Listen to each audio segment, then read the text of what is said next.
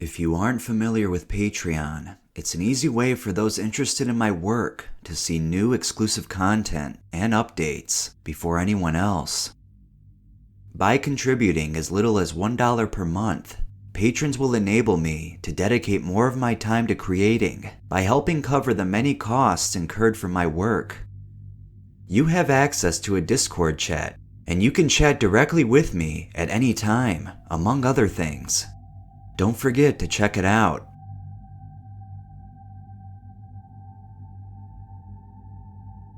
Another day working at the base.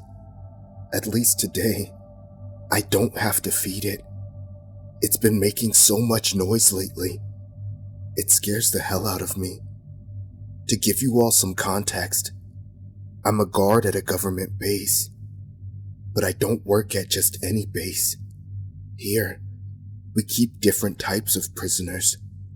The scientists called them specimens. I honestly have no idea where they come from. Are they aliens?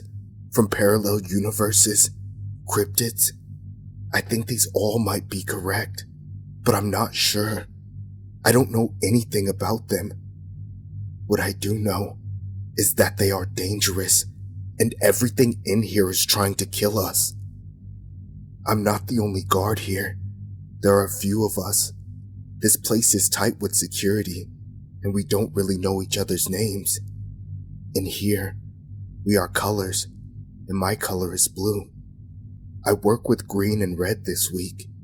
We take shifts patrolling halls, cleaning them, and feeding the specimens. This week, I'm on patrol duty. Green is cleaning halls, and red is the one feeding the specimens. It's terrifying working here. You guys must be wondering why I'm still here then. Well, when I was assigned this job, I didn't know what it was going to be. We were told that we would be keeping safe, valuable assets for the military. My first thought was of a warehouse with special weapons or something containing biohazard materials. Something secret that needed to be kept safe from other people. Well, I was right about one thing. This is a warehouse. Just, this one is underground. We use a special entrance located at an undisclosed location. Yes, not even we know where this place is. We're brought here by plane once a month. We stay and work here for that month, and then we're off for a month after. It sounds good, I know, working 1 month and then being off for another, but it's not that simple. I think they use this system to keep their information compartmentalized. I don't know, and I honestly don't care. I've been thinking about leaving this place. It gives me nightmares nearly every night. I keep thinking something from this place is going to kill me. If not the specimens, then the government themselves. There are also the scientists, and they look like robots. I say this because they work with these things with no emotion at all. By the contrary, they are fascinated by the opportunity to work with something revolutionary, they say. I think this is dangerous. Like I said, I've been thinking about leaving this place and passing the information on to a reporter or something like that. They will never let us leave this place. How can they? After the things they keep here, it will cause mass panic in the world, knowing that creatures like this exist, that aliens have been visiting us for millions of years. Bigfoot is real. They can't. So, the only way is for me to disappear. If I run, I need to go off the grid for the rest of my life. This isn't really a problem for me, because I always wanted to live in a small cabin in the woods somewhere. And that's what I'll try to do. If I survive this. Like I said, I need to get out of this alive. I'm telling you this because today, One of the specimens is making much more noise than usual. Something is bothering it, and we don't know what, but Red had to feed it.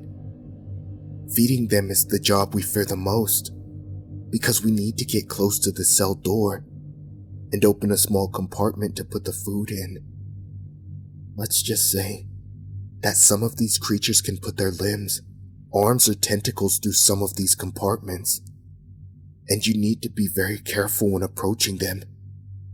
In my opinion, they made the doors like this on purpose. They're trying to test these creatures' aggression and interaction with us guards.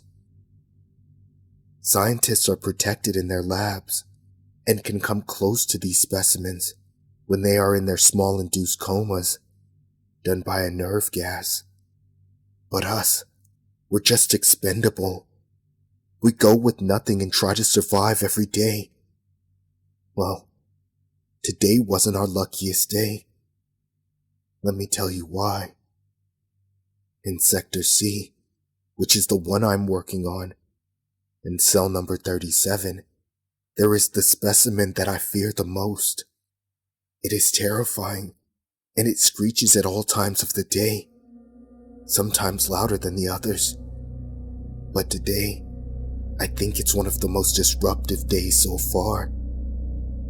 Red was trying to feed it today, but when he unlocked the compartment to put the food in a quick and sudden movement, the specimen slashed Red's throat with a smaller limb that could pass through the compartment. But this was not all.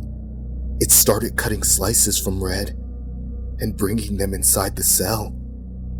It was eating Red piece by piece.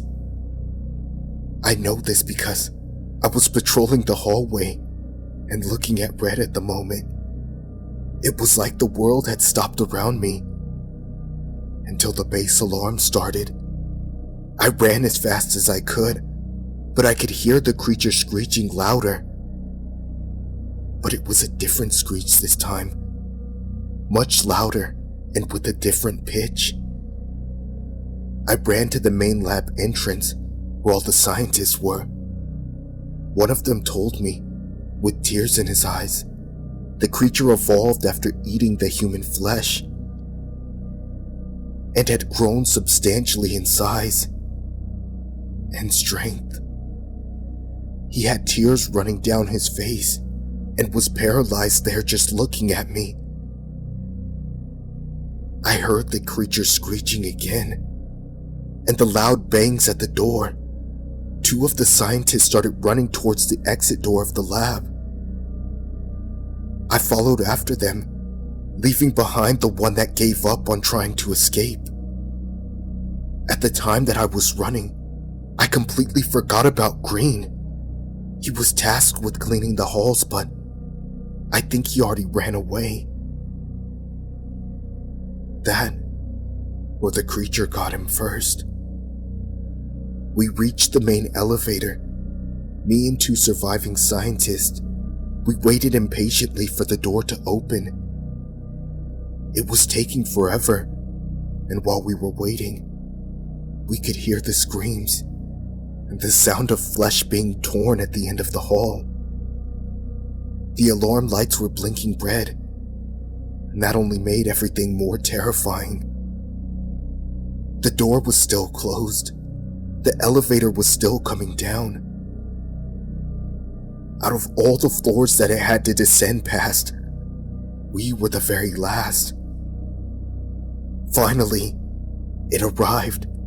The doors opened and we enter, but as we do, extremely loud and fast stomps could be heard behind us. I look back, and for the first time, I see that specimen out of its cell, but now evolved, after eating so much human flesh. It was so much bigger. Its arms were massive, and it looked even more vicious. The elevator door was closing. The creature looked and ran in our direction, but before it reached us, the elevator doors closed just in time. And I think we're finally safe. So I thought. The elevator started going up, but it didn't get far. After 10 seconds of it lifting off, it abruptly stopped. We're all inside just looking at each other, with despair in our eyes. We didn't know what we could do, but we couldn't just sit there and wait. We're being hunted. So I decided to open the top hatch on the elevator and look for the emergency stairs to climb to the next floor as fast as we could. That's what I tried, but as I reached the top of the elevator, I hear the screeching from the creature again. I looked down and, through the hatch, I could see. It's cutting through the bottom of the elevator like a hot knife through butter. Finally, it tears a hole straight through it and finishes off both of the scientists. They disappear through the bottom of the elevator shaft. All I can hear is the screaming and despair of the scientists. The elevator is now broken and completely useless.